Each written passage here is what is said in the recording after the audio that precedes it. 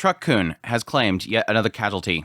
No, literally. In No Longer Allowed Another World, there exists an actual otherworldly selection truck whose sole purpose is to find depressed people, run into them, and transport them to another world where they become the hero and save the world with their OP abilities. However, this time they managed to find Osamu Dazai, which, if you know who Osamu Dazai is, who's been in a lot of different anime, yes, probably one of the most depressed characters that is not going to be helping you out save the world. But that's the setup for No Longer Allowed Another World, a series that is airing in the summer 2024 anime season. I've watched the first 2 episodes of it, and I'm here to give my first impressions on it, so let's just get right into it. No Longer Allowed Another World opens up with Osamu Dazai, who is with his beloved Sachan, preparing to do a double ending. I don't know if YouTube still doesn't like that word, so I'm going to use that word. Well, as they're preparing themselves, they tie the knot and everything. They're right next to a river. Suddenly, out of nowhere, a massive truck appears and runs right into them. Osamu Dazai finds himself inside of a church before this girl, Annette. And Annette tells him that he's an otherworlder that has been selected to save their world. Well, Osamu Dazai doesn't really want to do that. He doesn't care about this new world that he's in. He was just preparing himself to end his own life, and thus he decides to chuck a bunch of pills down his throat. But Annette stops him from dying by detoxifying him, before explaining to him that he has been chosen by the otherworldly selection truck for the World Transfer Service, where they bring people from another world, specifically people that are not enjoying their lives, and give them a new purpose, give them a new life, a new experience, OP abilities, and yes, massive harems and happy lives. And Annette has apparently been doing this for a while. She's a guide for these other worlders, and so whenever they appear, she has to give them what they need and information they need, and just sit there and be like a cheerleader for them. And yes, in her own mind, we get to see that she's kind of grown numb to this. But now Dazai, who calls himself Sensei, is before her and just not really wanting to be there. He's actually just seeking a way to die. She checks his stats, and his stats are abysmal. 1 HP, no mana. He's constantly poisoned because, yes, he keeps popping pills in his throat the entire time. And if anything, he's more angry that he's there because he wanted to end his life. He doesn't want a new life. So he marches out the door and into the new world, where every time he discovers something, he's getting notifications in his head and it's giving him a headache. Well, he stumbles upon a cat girl that's being attacked by a death tree. She requests his help, to which he kind of responds, "Don't you want to die?" Tries to help her, but he can't reach her before he gets strung up by the tree itself, gives up, and then actually poisons the tree with the fact that he's poisoned. But the interesting thing is, as Tama is thanking him for saving her, even though he didn't technically try to save her, he ends up getting a flashback to Sachan, the woman that he left behind in the other world. At this point, he realizes there's a good chance that while the truck hit him and transported him to this world, Sachan might be there as well. So this gives him purpose in this new world to try to seek out and try to find Sachan in the hopes that the two of them can do their double ending themselves. Now joined by Tama and Annette, they travel the world looking for Sachan. The first place they come to is the kingdom, where they end up meeting the king, finding out the daughter is supposed to wed one of these 2 individuals. Sensei ends up talking to the princess for a little bit. I would say gives her a pep talk, but it's not really a pep talk when it comes from him. And they end up somehow resolving the issue the kingdom has before moving on. And that's the story so far. So my thoughts on No Longer Allowed in Another World.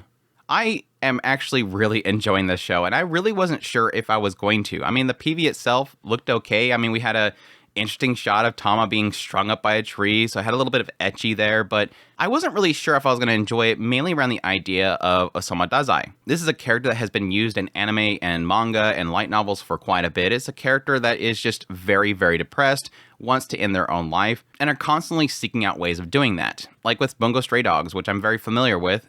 That's literally his joke, is he's constantly trying to take himself out. Now, granted, Bungo Stray Dogs goes into so much more stuff, but the initial joke for his character is that that's all he wants to do, which is always there. But I will admit that early on, I really hated his character because it's like, that joke doesn't really get me and it's too repetitive. Like, what are you going to do with it? Oh, suddenly he sees something and goes, I can probably end myself that way. So that's my fear coming into the show, is kind of hoping that that part doesn't get too much. And thankfully, it hasn't. They have done very well of, yes, presenting that that's what he wants to do, chucking down the pills. But it's never like the focus. It's just the butt of the joke in certain situations. Like with the tree. The moment that he gets strung up, he goes, great, I can go now. When he's with the princess, oh, that's a beautiful lake. Yeah, I wonder if I can drown myself there. It's there, but it's not repetitive to the sake where it's kind of annoying. I actually really like his character in this, and I think that that's partly to do with the seiyuu. He's doing a phenomenal job with his character. He just doesn't want to be there, and he just has this kind of very monotone voice to himself where it just has no energy.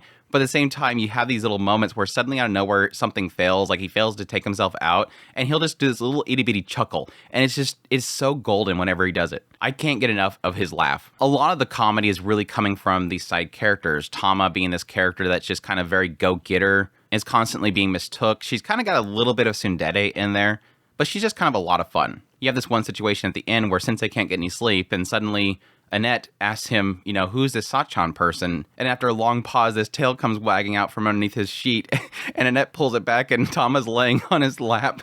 And she's like, wait, I'm cold. I wanted a place to sleep. She's got like this kind of cat thing going on with her cat girl where it just kind of, she does all the goofy things that you get from a cat. But honestly, that kind of leads into Annette and I think the overall chemistry, which I think is really solid. You have a very depressed Sensei, you have the more Genki type Tama character, and then you have what I would call probably the loud and overreactive Annette. Annette is the kind of scream all the time character, which might be annoying to some people. I thought it would be annoying for myself, but it's actually done it very well. It's similar to the whole thing with Sensei, where it doesn't overdo it to the point where it's annoying. But yes, Annette is head over heels for Sensei. She, again, has been helping all these other worlders and kind of being a cheerleader, and she hated it. She liked it at first, but at some point, she just become dead to it. Like, that's her whole purpose is to just bolster their egos. But then suddenly, Sensei shows up, and he doesn't want to do this stuff. She doesn't have to sit there and cheerlead for him because he just doesn't want it. And for some reason, that makes her just head over heels for him. And so, yes, constantly whenever he's around other women, like with Tama, she's suddenly jealous and she wants his attention. She kind of falls in the realm of like an Aqua type character, really, because that her expressiveness is similar to Aqua of Konosuba, but additionally adding the aspect that she's kind of always after him and thus reacting to him being around any other women. Honestly, I don't want to keep with the comparisons to Konosuba, but I do really feel like this kind of has that same vibe with the dysfunctional party type of concept as well, and the idea that Osamu Dazai does not have like OP abilities. Yes, they kind of point out that he has this like affliction of poison, but that's the fact that he keeps popping these pills. He has literally terrible stats, so he's not an OP main character. So it's like, yes, one of those rare cases, and this could change, one of those rare cases where you have a main character who is underpowered in another world and they don't have some unique skill that makes them massively OP. What I feel like they're doing here is just really having circumstances just kind of happen.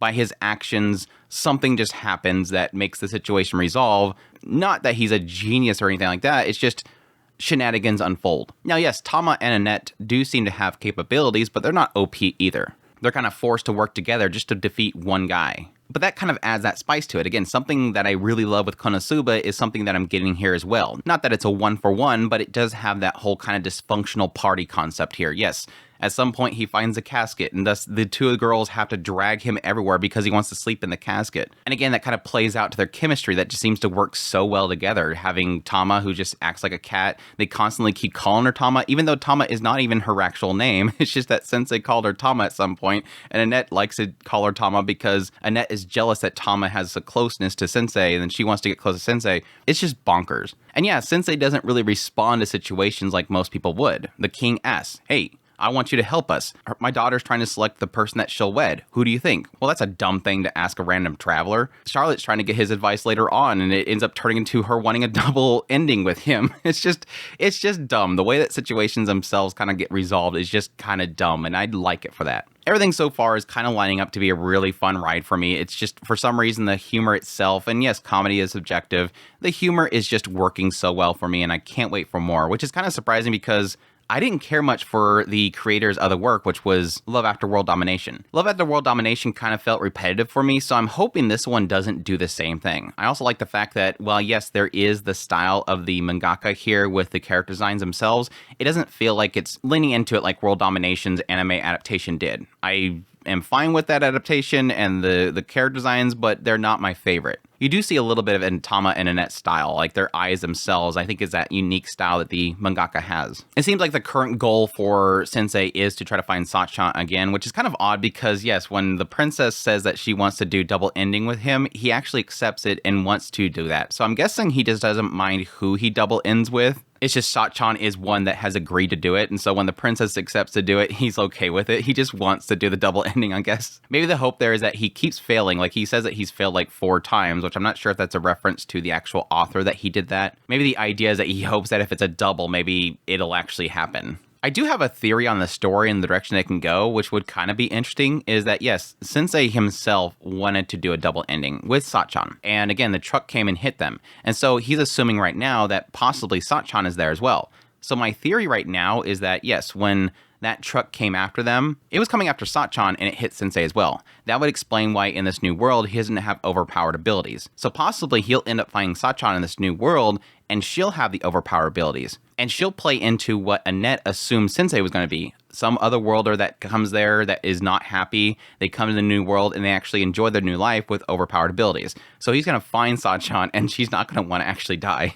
Which I think would be kind of a funny little twist for it. But either way, it's been fun. I've been enjoying it. Can't wait for more. It's not the most incredibly animated thing, but they do have some really awesome animations here, especially with like Tama and Annette, their expressiveness, their motion, everything. The combat sequences, there's a lot of like action stills, but it's fine. It works. For something like this, that's more of a comedy isekai type of series, I think it has probably more animation than you typically get. And yes, obviously, Tama is a cat girl, and I'll take any cat girls I can get in a series, because we, for some reason, don't get enough cat girls. Anyhow, that's my thoughts on the series. Hope you guys enjoyed this video. As always, if you did, hit that like button down below, comment, let me know if you think of the series, if you're going to be checking it out. Additionally, if you're new to the channel, make sure that subscribe button's got my content. I have news, reviews, first impressions, top lists. If it's anime, it's pretty much here. Additionally, if you like this content and you want to support the channel more, I have Patreon link, tips, links, so thanks, membership, and below. Greatly appreciate what it does. Until next time, y'all take care.